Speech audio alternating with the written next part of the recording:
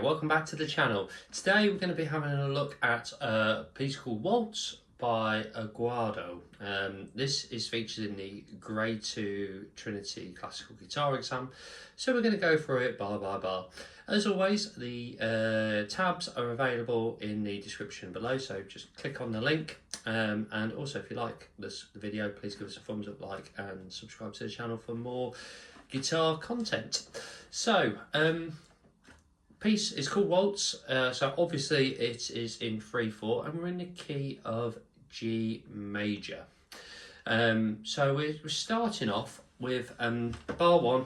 We've got our open string, so we're playing our open G, playing that with our index finger, open B with our middle finger, and our D string with our thumb. We then place our fingers on our first fret on our B, second on our G, and we pluck those two strings together. So first bar sounds like this. Okay. The dynamic markings at this point are mezzo forte, so reasonably loud, but we want to have a little bit of headroom to go louder. So we're moderately loud really at this point.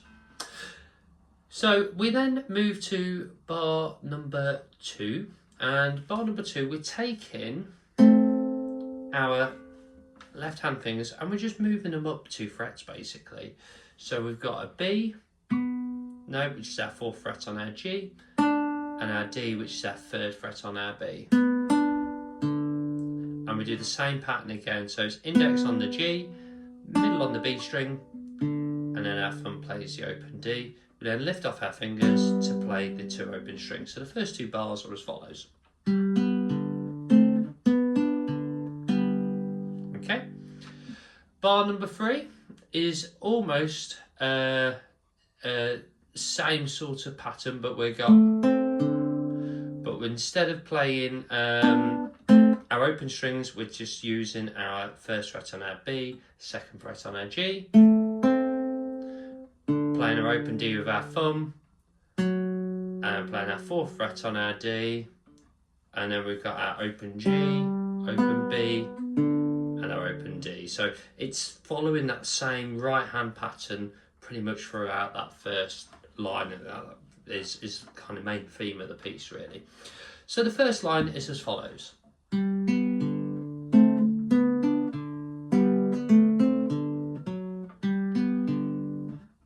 Okay. Note that there's a crotchet rest on the end of that first line as well. So make sure that we observe that rest, so make sure you stop your strings from vibrating, because we don't want to have the notes ringing out at that point. So the second line starts off exactly the same as the first line. So the first 3 bars of the second line are identical to the first line.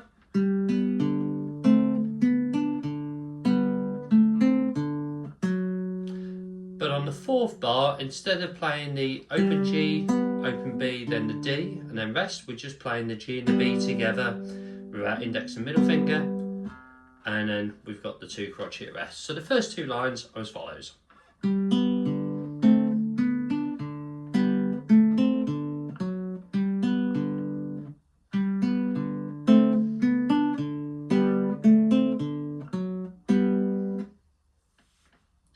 Then there is a repeat from the second line back to bar 1, and we repeat the first 2 lines again. Let's go into section B of the piece now. We've got a different dynamic marking now, so mezzo piano, so we need to quieten down a little bit, not too much, but just a little bit, so moderately quiet. And in terms of the right hand pattern, it's very similar to the first section, but we're shifting up a little bit, so we're going a little bit higher in pitch.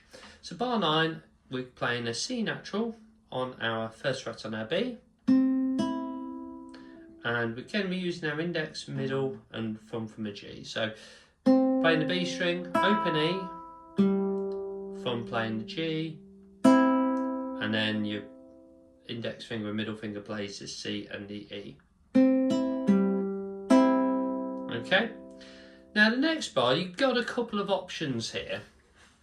So the first option, this is my preferred option, is moving up 2 frets to my 3rd fret on my B, I'm putting my finger, middle finger on my 4th fret on my G, and I'm playing the G natural note, which is the on beat 2 of the bar, with my 5th fret on my D. So it sounds like this. Okay. The benefit of that is once you've got your fingers down, you're playing that same pattern that we're familiar with the piece. So we're playing the G string, the B string, thumb plays the D, and then you're playing your B and your G together. The other option is you play the open G string. So you're playing your 4th fret on your B, 4th fret on your G, 3rd fret on your B, open G, and then play the 3rd fret on your B and your 4th fret on your G. Like I said, the first option for me is far better, and you get a much smoother sound from that. So that would be my preferred option. But as always with guitar, there are numerous ways of achieving the same result. Bar number 11 is exactly the same as bar 9. So we're going. Okay. And then bar number 12, we just got this lovely chromatic movement. So we're going back to our 3rd fret on our B and our 4th fret on our G, playing those 2 strings together, moving it down a fret, so it's our 2nd and 3rd fret on our B and G, and then down another fret, so it's our 1st and 2nd fret. And we've got a little crescendo there as well, so we want to gradually get louder at that point. For the final line, which is mezzo forte marking, same as bar number 1, so bar 13 is exactly the same as bar 1. Bar 14 is exactly the same as bar 2. Okay, bar 15 is the same as bar 3, and then we're just finishing off with our open G and open B strings. So that's exactly the same as basically the second line in the music. So I'll just play that section from bar 9. Here we go.